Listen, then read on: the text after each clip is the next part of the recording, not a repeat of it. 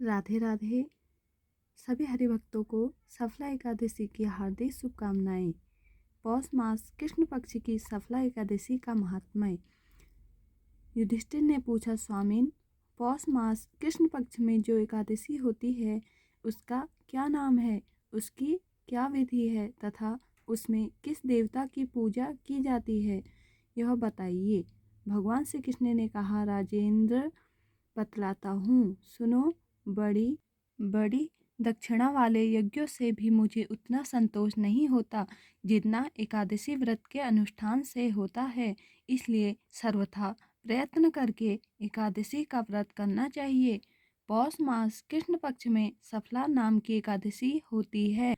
उस दिन प्रोक्त विधान से ही विधि पूर्वक भगवान नारायण की पूजा करनी चाहिए। एकादशी कल्याण करने वाली है, अतः इसका व्रत अवश्य करना उचित है।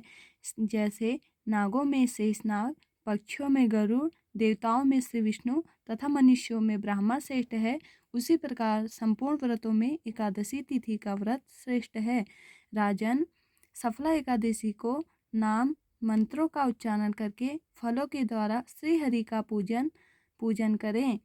नारियल के फल, सुपारी, बिजोरा नींबू, जमीरा नींबू, अनार, सुंदर आंवला, लौंग, बेर तथा विशेषतः आम के फलों से देव देवेश्वर श्री हरि की पूजा करनी चाहिए। इसी प्रकार धूप दीप से भी भगवान की अर्चना करें। सफला एकादशी को विशेष रूप से दीप दान करने का विधान है।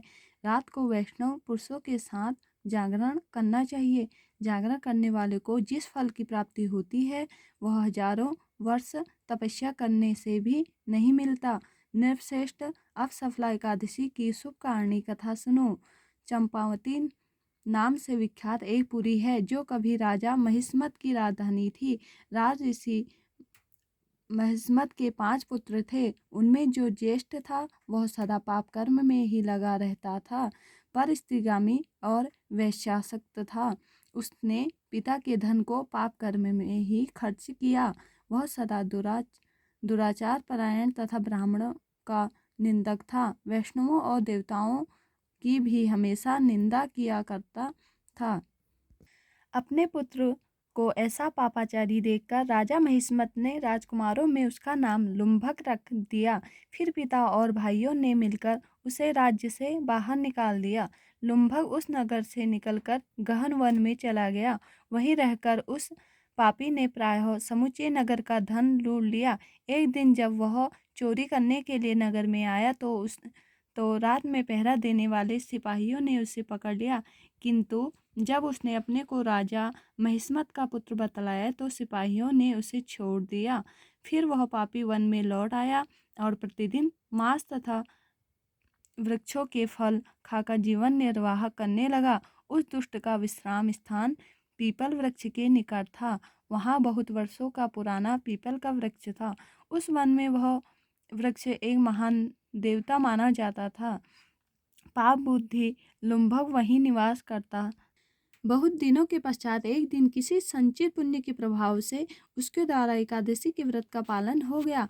पौष मास में कृष्ण पक्ष की दशमी के दिन पापिष्ट लुम्भक ने वृक्षों के फल खाए और वस्त्रहीन होने के कारण रात भर जाड़े का कष्ट भोगा।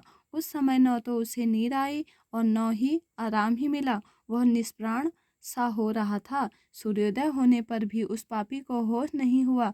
सफला एकादशी के दिन भी लुम्भक बेहोश पड़ा रहा। दोपहर होने पर उसे चेतना प्राप्त हुई।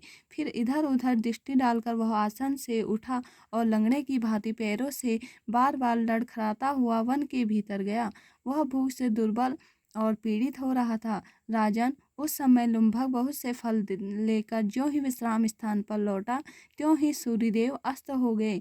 तब उसने वृक्ष की जड़ में बहुत से फल निवेदन करते हुए कहा, इन फलों से लक्ष्मीपति भगवान विष्णु संतुष्ट हो जाएं।